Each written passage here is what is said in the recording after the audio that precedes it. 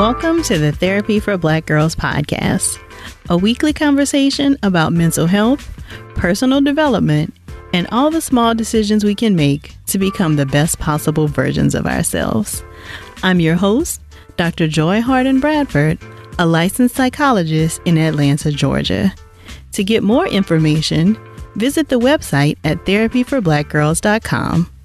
And while I hope you love listening to and learning from the podcast, it is not meant to be a substitute for a relationship with a licensed mental health professional. Hey y'all, thanks so much for joining me for session 87 of the Therapy for Black Girls podcast. Today's episode is a gift especially for my entrepreneurs and those hoping to become one. Today, we're digging into some of the common challenges that come up for entrepreneurs that can impact our mental health. The sense of uncertainty and insecurity that comes up once you start your entrepreneurial journey is something that I think folks aren't absolutely prepared for. But before we jump into the episode, I want to share that I've just released my first book, Questions That Need Answers After the Breakup. It's a guided journal designed to help anyone who's struggling to make sense of their life and figure out what to do next after a big breakup. It takes you through the process of managing your emotions in the immediate aftermath after the breakup, all the way to getting back out there to date again. If this is something you can use, or if you know someone else who can, head on over to therapyforblackgirls.com/shop to download your copy. Now let's get back to the episode. For this conversation, I was joined by Samara Stone, LCSW-C. Since 2005, Samara has been the founder of the Stone Foundation, a behavioral health firm in Maryland. As an innovative leader in the field of mental health, she leverages her 20 years of experience to develop business coaching and branding solutions specifically for her unique niche of mental health entrepreneurs through her work with Be Brand Confident. Samara is the perfect balance of compassion and accountability, offering insightful strategy while nurturing the emotional resilience needed to approach entrepreneurship with the confidence to take inspired action. Samara and I chatted about some of the mental health challenges that are common for entrepreneurs, the importance of a healthy support system, and how to get in touch with your real why for wanting to start a business. If you hear something while listening that really resonates with you, be sure to share it with us on social media using the hashtag TBGInSession. Here's our conversation. Thank you so much for joining us today, Samara. I am so glad to be here, Dr. Joy. I am too. You know, we have been talking. We are in a variety of Facebook groups and such together and on this entrepreneurship journey together. And your conversation, I think, you always add such depth, I think, and reflection to conversation. So I'm happy to have you here because I know that a lot of people in the audience are entrepreneurs or they're thinking about starting a business. But like we've talked about, sometimes you don't always think about all of the mental health stuff that can come up when you're trying to start a business. Absolutely. Absolutely. And I think, having been in business for almost 14 years, I have seen all sides of this thing. I bet you have.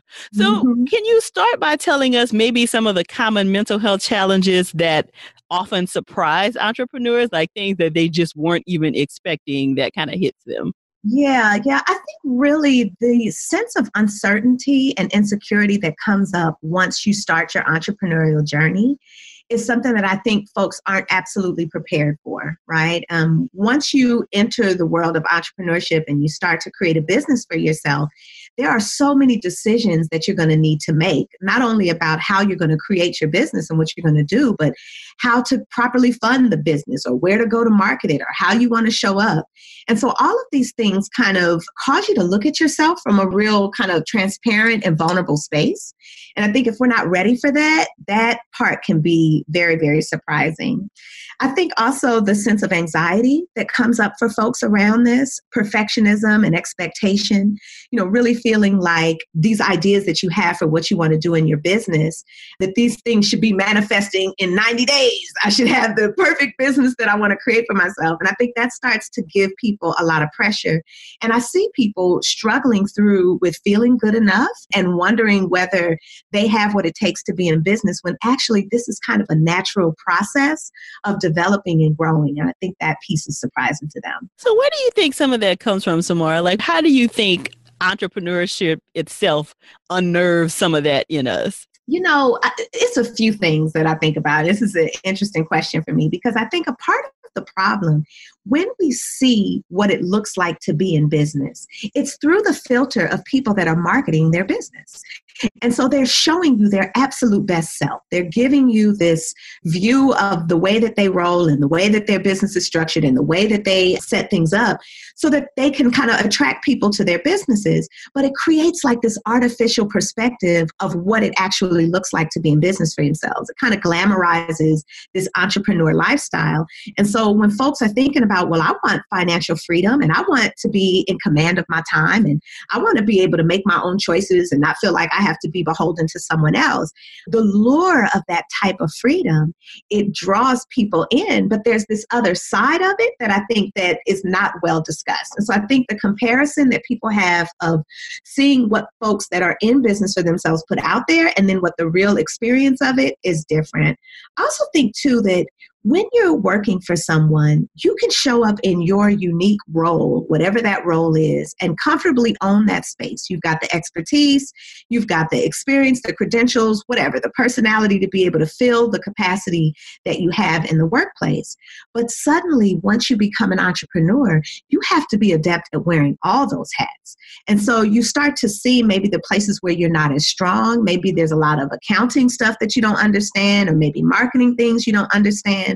And so we are not only being made present to these areas where we might have some deficits, but we're also kind of responsible for making those things happen. And it can put a lot of pressure on folks. It really can. Yeah, that's a key word I think you touched on there, the idea of responsibility, right? Like it's not just, okay, I need to be to work on time and fill out my reports on time and all that stuff. Now you're responsible for everything.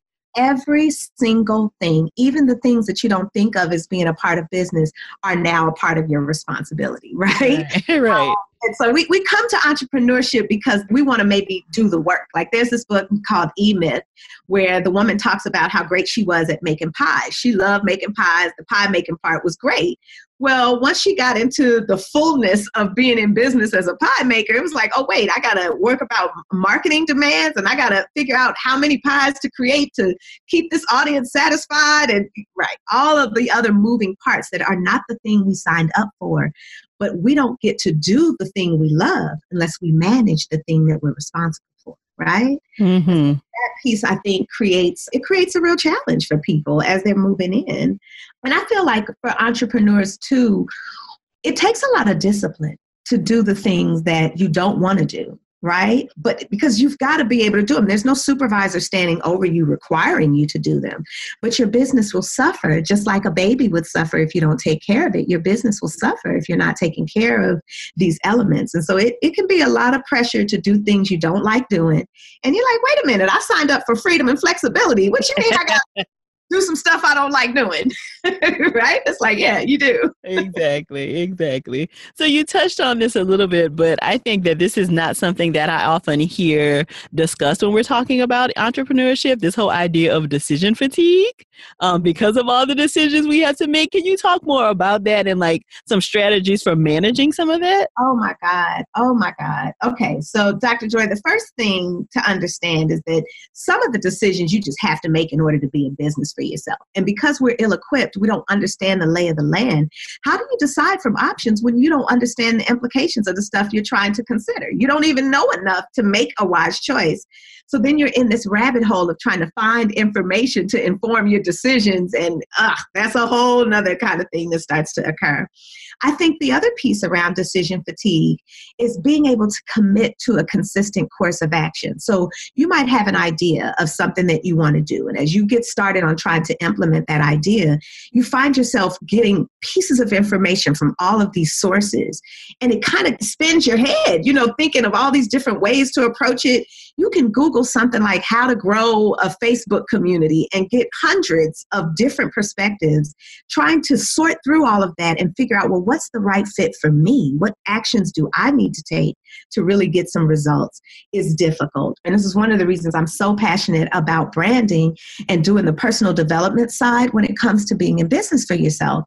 Once you know what you're good at, what you want to offer, and who those ideal clients are that you're trying to connect with and serve, it can kind of create a compass, if you will, as you're navigating the choices that are before you as an entrepreneur. You can make choices that are consistent with your brand. And knowing the brand then allows those choices to more naturally unfold. You can even make choices about the kinds of opportunities to pursue. Instead of trying to do everything all the time, you're going to choose those things that help you to move the needle in your business in a significant and meaningful way. And so it kind of having clarity around your brand and knowing exactly what your vision is and what you're trying to do can help lessen some of the decision fatigue. That's a good one, Samara, because I was going to ask you, and maybe you even have more to add. I think when we talk about like really getting in touch with your why and like what is my brand and what do I want to stand for, I think people sometimes have trouble actually doing that, which means that they can't get to the piece where decisions are easier because they're still trying to figure out the why. Do you have any ideas about or, activities that you would suggest for how people can really get in touch with the why? Yes, thank you. I mean, the first thing that I'm thinking about when you're asking that question is how important it is that you don't feel like this is something you need to do alone, right? I don't think that the choices that we make in business or the clarity we're looking for in business comes from sitting alone in a corner thinking about your life. You have to kind of be involved with some other folks who can help you to see yourself from a different perspective. Oftentimes, the things that we think we're good at are invisible to us because they are our natural talents. They are our natural skills. So we're not valuing them as much as we should, but others outside of ourselves can absolutely see it because they are able to kind of see that this is something that we're uniquely gifted to be able to do. So I think getting feedback from the world around you is a great way for you to start thinking about what you're great at and what you can offer. I think being honest about why you're wanting to be in business is something that people need space to kind of work through. Sometimes we want to be in business because it just seems like what everybody is doing, and so I need to have a business too. Or maybe you're in business because you just want to make some extra money and you're looking for ways to do that. Having clarity about why you're even wanting to open the doors of a business can help you to kind of get clear on what you're trying to accomplish too. And sometimes I think we have a mistake of pursuing entrepreneurship without really thinking about, do I want to commit to this as a lifestyle? Like you can be someone who maybe has an entrepreneurial spirit, and maybe you are a micropreneur. You got a little side hustle where you're selling a product or you making shirts or you're doing something in addition to your full-time gig. Or maybe you're like an entrepreneur where you're working with people that are, you're like a consultant of sorts, working in a space where you're not a full-time employee or anything, but you're able to kind of bring your unique talents to the process. So I think sometimes we are confused about why we want to be in business and feeling like, well, if I'm interested in business at all, that must mean I want to quit my full-time job, instantly become an entrepreneur and be on my way to being a CEO. And that's not always the truth. Like getting clear about what you're trying to accomplish, that's an important piece too. Got you. So I think it may be important, Samara, to kind of make the distinction between what you just said in terms of like, oh, do I really need to be like a full-time entrepreneur? And is that some imposter syndrome stuff coming up? Because I think sometimes that may look similar, right? Like you can't quite tell, am I talking myself out of becoming a full-time entrepreneur because I don't really believe I can do it? Or do I really not want that? Yeah. I mean, some of it is getting clear about what being a full-time entrepreneur entails, right? Like, because I think when we're trying to build businesses for ourselves, there are a lot of needs that you're going to have, both financially, in terms of time, skill sets, all of these things that you're going to need in order to make this thing go.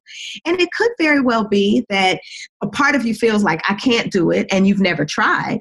Or maybe you have done it and you're like, no, I actually don't like this, right? right? I think having some clarity about that is super important. I also think when it comes to the imposter syndrome piece, it is hard for us to see ourselves as excellent sometimes. Whenever I ask someone, what are you great at? They hesitate on that question. But if I ask them what they're struggling with, they can give me a 10-minute tirade on what's wrong, right? And so I think really, you're right, being able to identify what your strengths are and make your decision from that place can help you to see, is this feeling like an imposter and shying away, or is it really that this just isn't a good fit for the way I want to work? So you mentioned something else, Samara, that I want to spend some time on, the whole idea of like not being in a corner by yourself, trying to figure all of this out. And I know something that you preach a lot on your platform is the whole idea of community and making sure that you're working with other people to really kind of do this thing in a right and healthy way. Can you talk more about like what support should look like for an entrepreneur? I love this question because I am convinced that a rising tide lifts all boats, right? And I know for certain that the supports we need are both in our home and personal life, especially as Black women, and also in business. So let's start with home, right? I think that if you have children, if you're married, if you just have a life that requires you to be responsible for something, making sure that you have people in your corner that believe in what you're doing and can help you as you're navigating some of these other responsibilities that you have is going to be key to your success in the entrepreneurial journey. Like I always say that if it weren't for my mama, who helps me with these 3 babies I have, it would be absolutely impossible for me to, do what I'm doing in business. And so getting clear about what those supports need to look like for you in order for you to thrive is very important. And I also think normalizing the challenges that we see in business, because sometimes people feel like needing support makes them weak. Oh, I should be able to do this on my own, solo dolo. I should just be able to thug life, make this happen. And that's just not even true at all. I mean, we absolutely need one another if we're going to be able to move through some of the challenges that we face. And so not only do you need help at home and strategies to allow you to work, you also need supports in business because you got to be around other entrepreneurs who understand what this feels like. You want to learn from people who've already done what you're trying to do so you're not over here reinventing the wheel. I really think that piece around support, both in your personal and your business life, it's what makes people seem like they are rocking it out faster and going further quicker because they're leveraging supports to help them accomplish this. And it seems like it's just the one person that's out on the top of the platform. But just like Dr. Joy, there are tons of people that are helping with some of the moving parts for you to build what you're building. And so I think folks need to kind of understand that these supports don't make you weak, they make you strong. Absolutely. Yeah. And definitely, none of us can be doing this by ourselves. I mean, you could be, but it would likely not be as successful as it could be, or you're going to burn yourself out, I think, really quickly trying to do it all yourself. Mm-hmm, mm-hmm. And sometimes it's hard to foster those relationships that are supportive because there is such a sense of comparison and competition that people are going through. And so one of the things I'm really big on is kind of neutralizing some of that and focusing on our shared experiences and how we can support each other. Because the truth is that competition, it doesn't help us. We don't have to compete with one another. What we can do is kind of be clear about what makes us unique and different so that there's some contrast, not competition, not comparison, just a little bit of contrast. And then you can find your own space in the market. And so I think that's a part of why sometimes I see entrepreneurs not supporting one another as much as they could because they're kind of fearful. This feeling like if I support this person's business, maybe I'm somehow taken away from the traction I'm trying to create in mine. And that stuff's just not true. That stuff's just not true. Because I think you're right. And I have seen lots of conversations around that. How do you think people can kind of begin to break down some of that narrative that they've built around, people being your competitors and stuff like that? Yeah, I really believe in being beautiful in business, bringing your values, like who you are as a person, to the table in the way you conduct yourself in building a business. That's the whole point of building something for yourself, that you get to do it in a way that's in alignment with who you are, right? And so, I mean, for some people, if you actually are a super competitive person and that's just who you are, then you need to just go ahead and run that, right? That's who you are.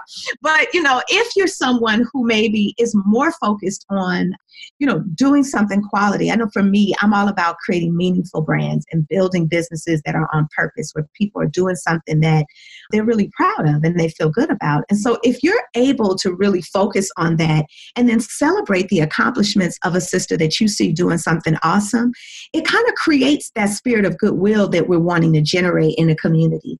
I mean, there are so many Black women that are going into business for themselves. I mean, we are rocking it out. This space that we're in now, where we're able to see possibility, we are confident in the skills that we're bringing into the marketplace, and we have so many examples of women that are just bossing it out in business. It's inspiring us to go for it. And I think that that's a beautiful thing. And one of the ways that we support each other in being able to make that happen is to celebrate and to collaborate with people who are doing things that are similar. Like, I think for me, I call them niche mates, people that are my niche mates, where they're doing things that are similar to what and at the same time make enough contrast so they can see how they would be able to support the work that I'm doing. And it works beautifully. Got you. So something else I want to kind of go back to a little bit, because I do think it's often, like you just talked about, how many Black women are going into business for themselves. But we also know that Black women wear many hats. We are often involved in lots of things. We're in different roles. How can you begin to, do a better job, probably for a lot of us, of managing all of those different roles? You've already talked about support, but are there other things you think that we should be taking into consideration to really help ourselves to manage? I'm going to tell you, my business really started to grow when I learned how to say no to the things that weren't really important to me. Ooh. So often we allow others to set our priorities, to set the agenda for how we're going to spend our time and use our energy and pour out our creativity. Learning how to say no opens the door for you to say yes to the stuff you really want, right? Now, some of those things we can't control. If you got babies, you got to take care of them babies. If you got a house, you got to clean it up. You got to do some things you got to do. Some of these basics, you can't say no to that. But these other commitments that we're making that are above and beyond and aren't even really what we're interested in doing, we just don't know how to say no to. Kill the frivolous. Get that stuff out the way so that you can do the things that you really want to do. I also think setting realistic goals for yourself is important. Remember earlier when we're like, people feel like, I'm going to hang my shingle and in 90 days, I'm going to be making $1 million, right? Like, dude, let's set some realistic expectations about what this is going to look like so that you can fit this into your life. I think that it doesn't have to happen overnight, but as you continue to make small steps towards what you're trying to create, what you want to build for yourself, you can create some momentum. And so I think creating a business plan that fits your life plan and then being creative about how you're going to solve those things that need to adjust so that you can make it happen, that's a better approach. Realistic goals, being clear about what you actually want to do and saying no to the stuff that you don't. So how do you balance that? Because you've already said, that sometimes other people can see like our gifts in us in ways that we can't. So how do you balance this idea of people saying like, oh, you should do this, you're great at this, with the idea of, okay, but that's not the business that I want to build? Right. Now, that's a good question. Because I would be curious about what is the common thread between what people see me as excellent with and what I'm interested in. Because there is usually some sort of a commonality that's found in the midst of that, because you do want to create a business around things that are your natural strengths and talents. Like there's this thing called the Gallop Strength Finder that I've used from time to time with some of my coaching clients to help them get clear on what their strengths are, because you want to build the business in a way that's going to resonate with like how you best work. And so sometimes when people are telling you what you're great at, listen for what it is in there that feels resonant with what you're wanting to do. And that's kind of the sweet spot where your personal and your professional is going to meet. The place where your interest and then what folks want from you, that's kind of the best way to go forward. Also making sure that it's something that people are willing to pay you for. Like you might like crocheting hats, let's say. right? But crocheting hats, you know, the amount of money that you would be able to make for the time spent crocheting hats is not going to give you the profit margins you're going to need to be in a sustainable business. It's a nice hobby, but it may not actually convert into the type of dollars that you need to see. And so I think, you know, making sure that what you're interested in and then what's actually going to be able to be a viable business option for you, there's something to be said for those two being in balance also.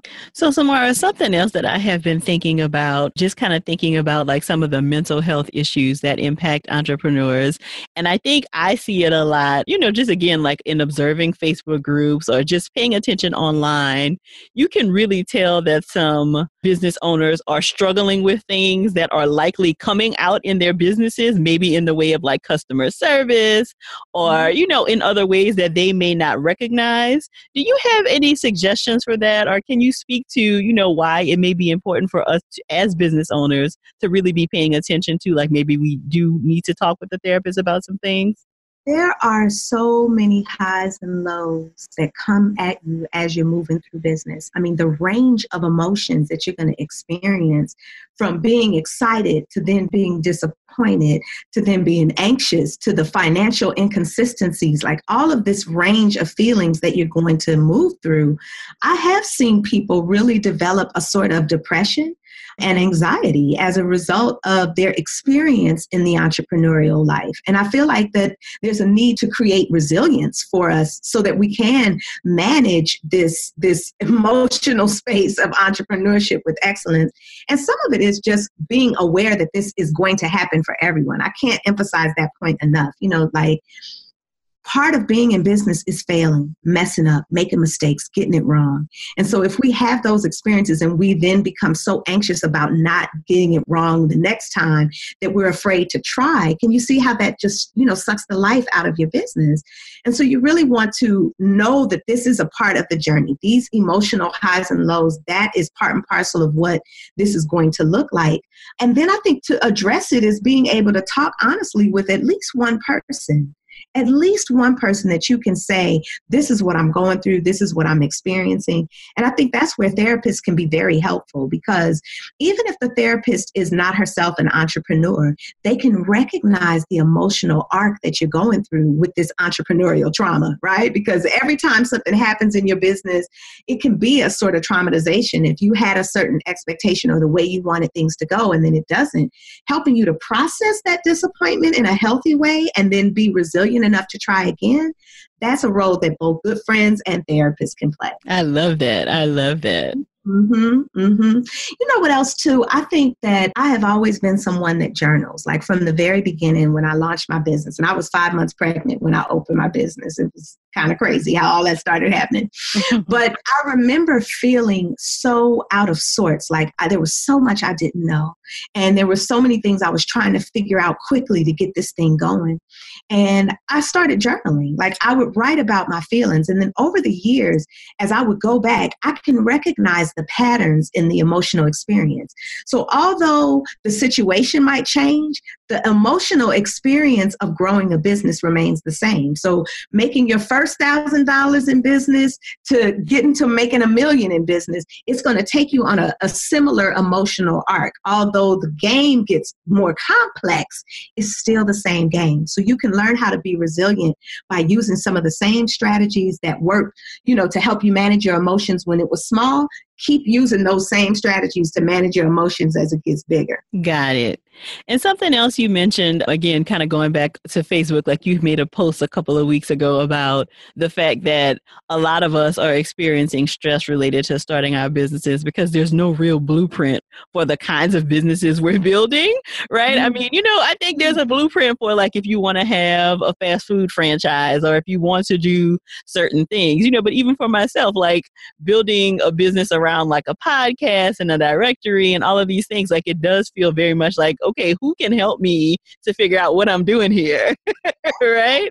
Yes, trailblazers don't have templates. Trailblazers do not have templates. When you're doing something unique, you really do have to follow your intuition and trust your path because it may not look like the path that others have laid.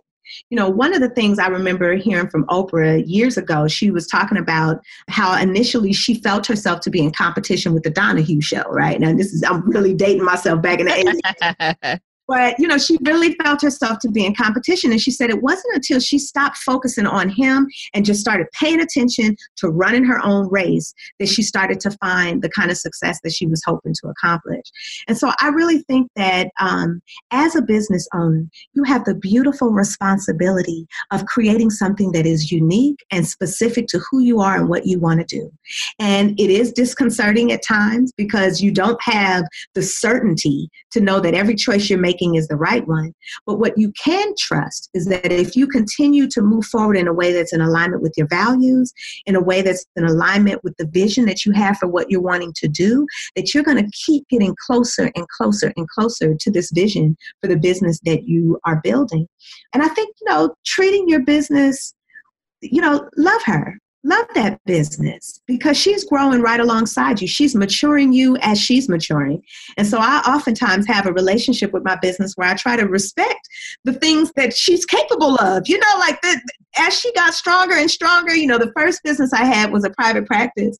And once that became a group practice and we started getting contracts, I could see that the business itself was getting stronger. And so every time I'm growing to another level, I just really am clear about being grateful for what's been created already and letting that serve as the jump off spot for the next level that we're trying to move towards. That's so wonderful, Samara. Thank you. And I so love the way that you talk about business because I think sometimes, when we're looking for business coaches to help us and, it often feels very aggressive to me. There are these things that you got to do and stop doing this. And right.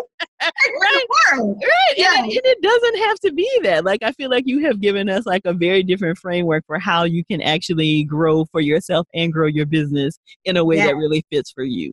Be beautiful in business. Be beautiful in business. And I believe that even when it comes to things like customer service and support, sometimes people have an antagonistic relationship with their clients. These clients always calling me. These are your clients. Love them.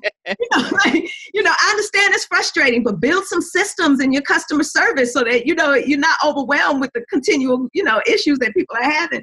But I think that when we don't approach business in a way that resonates with our values, then we're getting into problem spots. And you're right, trying to find a business coach or someone to help you grow your business when y'all are not a values match, that's just not a good idea because they're going to help you build something that's not in alignment with who you are. Right? Mm-hmm. I love it. I love seeing Black women in particular create businesses for themselves. Our daughters are watching us. They're watching us and thinking possibility. I know my baby girl does. Our sons see us and respect what it is that we're doing. I love seeing women occupy their unique space in the world and create businesses that are just as unique and creative and as beautiful as Black women are. And the things that we're able to do when we trust ourselves enough to try, oh yeah, you'll amaze yourself with what's possible. Yes, Samara. Yes, love it. So tell us where we can find you online. What's your website as well as any social media handles? Sure. I'm at bebrandconfident.com for the work that we do with branding folks and helping them kind of get their businesses off the ground. I am Samara Stone on Instagram and Facebook. And the thing that I'm most enjoying now is the Entrepreneurs Tribe. That's a Facebook group that I have where we're really helping people get the clarity and the confidence that they need to build businesses that resonate with who they are and really help them to be creative and creating the kind of connections they need to grow. So I am all about seeing businesses thrive. There's nothing that makes me more happy. Perfect. And of course, we will include all of that in the show notes. Thank you so much for spending some time with us today, Samara. I appreciate it. Thank you, Dr. Joy. Have a good one. You too. I'm so thankful Samara was able to share her expertise with us today. To learn more about her and her practice, visit the show notes at therapyforblackgirls.com/session87. And please make sure to share your takeaways from this episode with us in your IG stories or on Twitter. Be sure to use the hashtag TBGInSession so that we can find them and share them. Just a heads up that next week's episode will be our last one for this year, but don't worry, we'll be back with a brand new episode on January 9th, 2019. If you're looking for a therapist in your area, be sure to visit the therapist directory at therapyforblackgirls.com/directory. And don't forget that if you're interested in grabbing a copy of the guided journal for healing after a breakup, visit our store at therapyforblackgirls.com/shop. If you want to continue this conversation and chat with other sisters who listen to the podcast, join us over in the Thrive Tribe at therapyforblackgirls.com/tribe. Make sure you answer the 3 questions that are asked to gain entry. Thank y'all so much for joining me again this week, and I look forward to continuing this conversation with you all real soon. Take good care.